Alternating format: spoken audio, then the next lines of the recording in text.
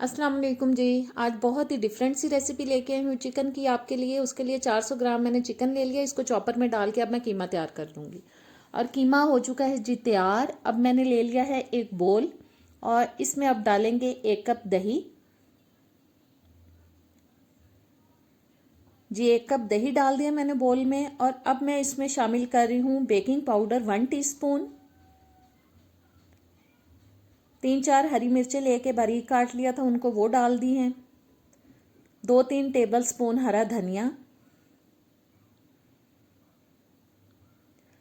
और 1 टीस्पून साबुत ज़ीरा, 5 टेबल स्पून मैंने ले लिया था मैदा वो डाल रही हूँ। एक छोटे साइज की प्याज लेके उसको बारीक काट के डाल दिया है। और अब हम इसमें शामिल करते हैं वो कीमा जो कि हमने चिकन का तैयार किया था। सारा कीमा मैं इसमें डाल दूंगी। और कीमा डालने के बाद अब जाएगा जी इसके अंदर 1 अदद अंडा, हस्बे जायका नमक, 1 टीस्पून लाल मिर्च का पाउडर, 1 टीस्पून कुटी हुई लाल मिर्च और 1 टीस्पून काली मिर्च का पाउडर। आप अपने टेस्ट के हिसाब से सारे मसालों की मिकदार को कम ज़्यादा कर सकते हैं।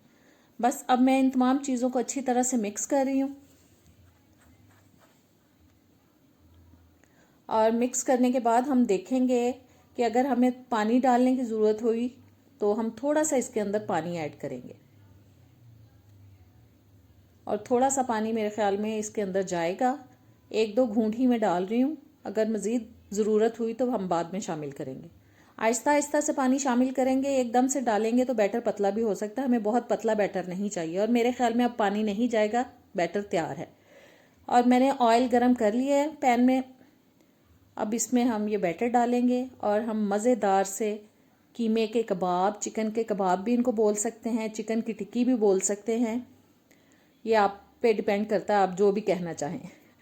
और ऑयल में मैं इनको डाल रही हूँ। बहुत ज़्यादा गर्म ऑयल में नहीं डालेंगे वरना ये डालते ही डार्क होना शुरू हो जाएंगे। हमने इसके अंदर कच्चा कीमा ऐड किया है, लिहाजा हमें हल्की आंच पे इनको पकाना है ताकि कीमा भी जो है अच्छी तरह से अंदर से गल जाए। और रमज़ान में ये आप रेसिपी ज़रूर ट्राई करें, आपको इंशाल्लाह ताला बहुत पसंद आएगी। ये कबाब बहुत ही सॉफ्ट बनते हैं क्योंकि हमने बेकिंग पाउडर का इस्तेमाल किया है इनके अंदर, लिहाजा बच्चे बड़े बूढ़े आराम से इनको खा पाएंगे। आप किसी भी सॉस के साथ खाएं, आपको इंशाल्लाह ताला बहुत अच्छे लगेंगे। तो हल्की आंच पे इनको तकरीबन 6 से 7 मिनट के लिए हम दोनों साइड से पकाएंगे, बहुत प्यारा सा कलर आने तक। और एक साइड थोड़ी सी पक चुकी है, अब एक एक करके मैं इनकी साइड चेंज करा दूंगी। और जब तक मैं इनकी साइड चेंज करा रही हूँ, आप अगर मेरे चैनल पे नए आए हैं तो प्लीज़ मेरे चैनल को सब्सक्राइब करें, बेल के बटन को प्रेस करें, ऑल के ऑप्शन पे ज़रूर क्लिक किया करें ताकि आने वाली तमाम वीडियोस के नोटिफिकेशंस जो हैं सबसे पहले आप तक पहुंचा करें। वीडियो अगर अच्छी लगे तो एंड में इसको लाइक और शेयर भी कर दीजिएगा जी। तो कबाब की साइड मैंने चेंज करा दी है और बस दोनों साइड से बहुत अच्छे से हम इनको पकाएंगे ताकि बिल्कुल भी कच्चे ना रहें। और बस इनको थोड़ा इधर उधर करते जाएंगे क्योंकि बाज़ औक़ात ऐसा होता है कि चूल्हे की आंच एक साइड पे थोड़ी ज़्यादा आ रही होती है, उस साइड से चीज़ जल्दी पकना शुरू हो जाती है और दूसरी साइड से फिर थोड़ी कच्ची रह जाती है। आगे पीछे करते जाएंगे इनको। और मैं फिर से इनकी साइड चेंज करा रही हूँ। मुझे इधर से थोड़े से अभी कच्चे लग रहे हैं ताकि ये वाली साइड भी कम्प्लीटली पक जाए।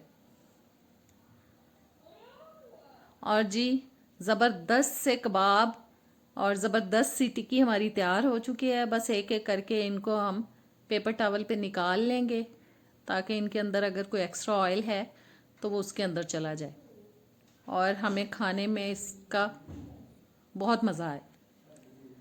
और जी मैंने सारे कबाब निकाल लिए हैं ऑयल में से और इनको रखते हैं अब साइड पे। अब हम सेकंड बैच को फ्राई करेंगे और एक एक करके बस इसमें डालते जाएंगे कबाबों को। और सेकंड बैच को भी हम उसी तरह से फ्राई कर लेंगे हल्की आंच पे जैसे हमने पहले कबाब फ्राई किए हैं। इनको थोड़ी शेप आपको देनी पड़ेगी, सेट करना पड़ेगा। और अगर थोड़ा सा इधर उधर हो जाए तो कोई मसला नहीं है, खाए तो फिर भी जाएंगे।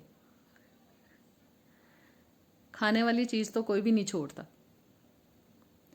और जी सेकंड बैच भी हमारा हो चुका है रेडी। अब इनको भी मैं प्लेट आउट कर रही हूँ और मुझे उम्मीद है कि आज की रेसिपी आपको बहुत अच्छी लगी होगी। ज़रूर ट्राई कीजिएगा, मुझे कमेंट्स में बताइएगा। और अब मैं आपसे नेक्स्ट वीडियो तक इजाज़त चाहती हूँ। इजाज़त दें। अल्लाह हाफ़िज़।